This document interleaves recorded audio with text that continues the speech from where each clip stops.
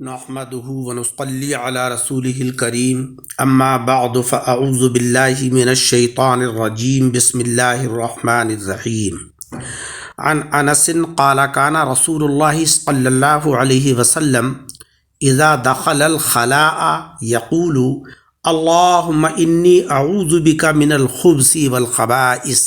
متفق علیہ۔ سامعین اکرام، حضرت انس رضی اللہ تعالی عنہ فرماتے ہیں کہ آقا علیہ السلام جب بیت الخلاء میں داخل ہوتے تو یہ دعا پڑھتے تھے، اللہم انی اعوذ بک من الخبث والخبائث۔ اس کا مطلب ہے اے اللہ، میں تیری پناہ لیتا ہوں ناپاک جنوں اور ناپاک جنیوں سے۔ اس دعا کے پڑھنے کے بعد جب بیت الخلاء میں انسان داخل ہوتا ہے تو اللہ تبارک و تعالی اس کو تمام آفات سے محفوظ فرما دیتا ہے۔ رفع حاجت کے لیے اگر بیت الخلاء میں جانا ہو تو یہ دعا اس وقت پڑھنا چاہیے کہ جب بیت الخلاء کے دروازے پر پہنچیں،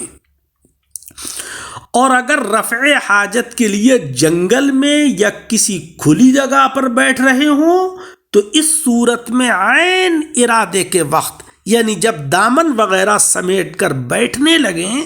تب یہ دعا پڑھیں، اللہم انی اعوذ بک من الخبث والخبائث۔ جناب نبی اکرم صلی اللہ علیہ وسلم دو قبروں کے پاس سے گزرے تو اچانک رک کر فرمایا کہ ان دونوں قبروں میں جو لوگ دفن ہیں ان کے اوپر عذاب ہو رہا ہے، اور عذاب کسی بڑی وجہ کے سلسلے میں نہیں دیا جا رہا ہے کہ جس سے اس دنیا میں اپنے کو بچانا دشوار ہو۔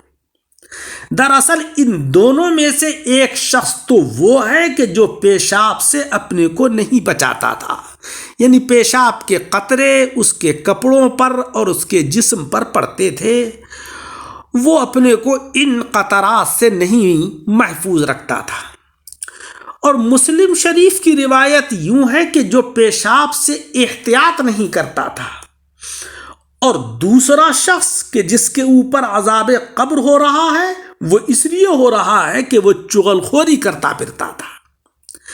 پھر آپ علیہ السلام نے کھجور کی ایک ٹہنی لے کر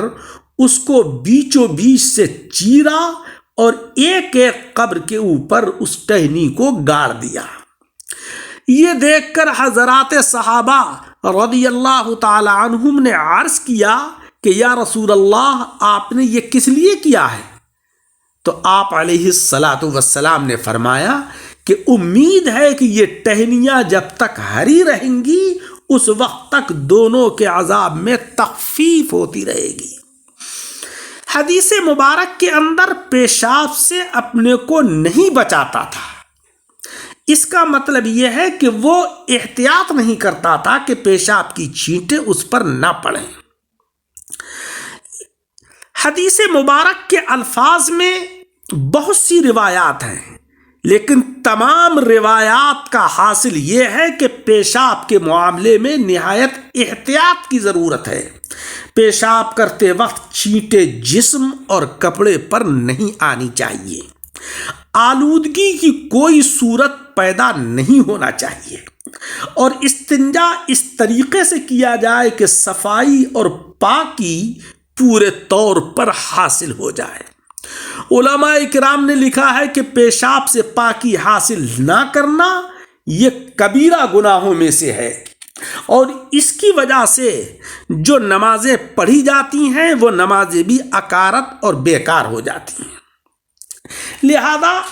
صفائی اور طہارت کا پورا لحاظ کرنا چاہیے۔ جناب احمد مجتبی محمد مصطفیٰ صلی اللہ علیہ وسلم کا ارشاد عالی ہے کہ قبر کا عذاب زیادہ تر پیشاب کے سبب سے ہوتا ہے،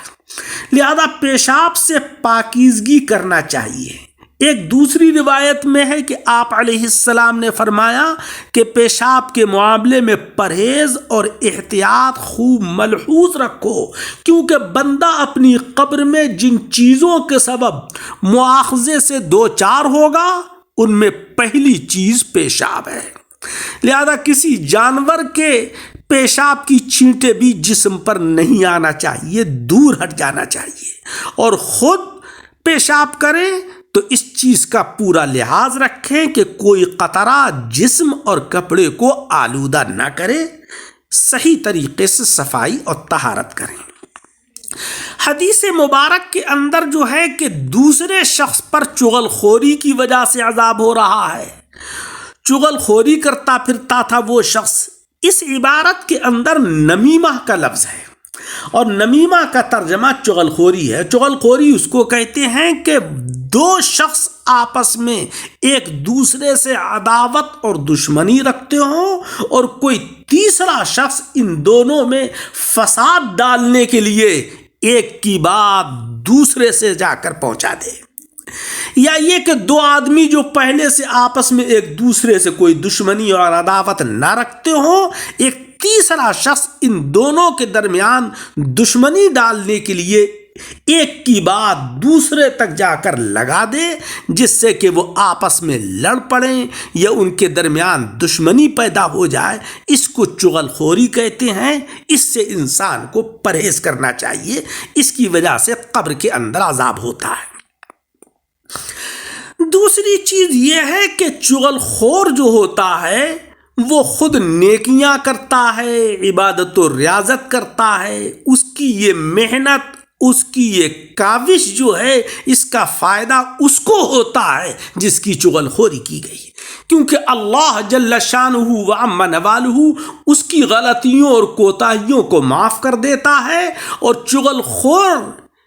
کے گناہوں میں اضافہ کر دیتا ہے، اور اس کی نیکیاں اس کو عطا فرما دے گا۔ لہذا چغل خوری سے بچنا چاہیے۔